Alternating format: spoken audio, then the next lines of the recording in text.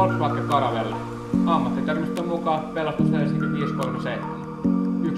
1+8 paikkainen miehistön kuljetusauto. Moottorilla toimii 2-litrainen turbodiisseli ja tehoa löytyy hulppeet 177 hevosvoimaa. Päästöt pysyvät Euro 5 luokassa 214 grammaa kilometriä. Vaihteisto toimii aina yhtä luettava DSG-automaattivaihteisto, joka vaihtaa erittäin tasaisesti kiihdyttäessä. Auto on tuotu Suomeen Saksasta palokunnan tilauksesta ja on alkuperäisväriltään hopea, joka on Suomessa yliteipattu paloauton väreihin ja asennettu hälytyslaitteistoon. Yliteippaus helpottaa ajoneuvon jälleenmyyntiä tulevaisuudessa.